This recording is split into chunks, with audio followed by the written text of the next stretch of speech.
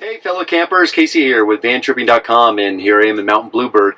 And a few thoughts for the day. One is, some of you have asked, what is this blue thing sitting next to me?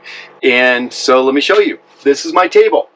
Simply undo a clip, it folds down, it slides out while it's folding down, and folds down. So slides down, folds, slides out, folds down, and then so two people can be sitting here, right, having their meal, working, whatever, and the person obviously can be sitting over here, but this can also slide out. And so it can slide out, and it can also reach then the two front seats, which two front seats swivel around. Now all of a sudden this table becomes useful for them. So again, it slides back, and right here you can be working, doing your thing on your laptop, you can be eating. Right here you got your plate of food out, and voila, you're eating, right? And so that's what this is. This is my table. And also, just, you know, I've got a bunch of USB ports over here, so I've got every kind of power cord connection needed. USB-C, USB-A, B, whatever right here, so I can be working here, have my laptop up, working. It's a really great space to work. I've got a reading light right over here, a couple different reading lights also right up here. So that's one of the benefits of doing it this way. Let me go a little more detail why I did a fold down, slide out, and sliding table instead of a floor mounted table. A floor mounted table, you always have a post there, and so whether you pull that post, when you pull that post out, you've got basically a hole in the floor to collect dirt. It also becomes not only just a dirt collection, but also you have to have a connection essentially to the floor of the van to make it structurally strong enough, or at least to the subfloor of the van. And so now that comes a thermal transfer point as well, and a little bit of a weakness to the floor, subfloor or otherwise. It's also a place for water to get trapped. And if you're going in and out of here skiing or in foul weather, or you spill some milk, whatever it may be, right, now it becomes a trap for collecting all that moisture and potentially rusting or getting kind of grody and gross, right? So by having no table attached to the floor, I don't have that issue. Also, you notice I can slide from seat to seat and step right out. So by having this table not attached to the floor, I can maneuver from seat to seat. I can slide it back, I can fold it up, right, now the way, but I can also just stand up and move away. And so I don't have this leg that's in the way, and whether that leg's attached to the floor or like a Lagun table attached to the base of this cabinet, that leg is always going to be in the way of some maneuverability. When I want to sit like this, the person in this chair here, the driver's seat, when that's rotated around. So by having the table unattached to the floor, to the base of the cabinet, I don't have that leg issue where it's always in the way. And so that was the reason why I didn't want anything attached to the floor. It also allows me to clean the floor really easily, where it's vacuum, whatever else, I just don't have this table in the way.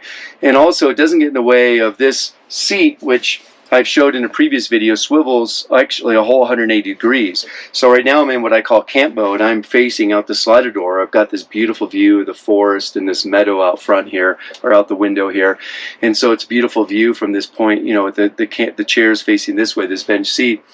But when I'm in driver mode or driving mode, and I've got passengers in here, right, I've showed this before, but this seat rotates 90 degrees and locks in so that the passengers face forward, right, and that the seat belts here actually do their job and hold them in safely from going forward instead of, you know, stopping them sideways. So it's a much more comfortable, safer way to travel. With a leg attached to the base of this cabinet or the floor, I would not be able to have this chair be swiveling. So that was a solution I came up with to that, call it problem or challenge, was to have this table be folding and of course slide out to extend it to give me more space. So again, here's how it goes up.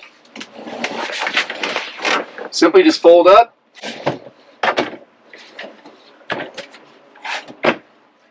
and that's it. It just locks in like that with a simple little pull lock.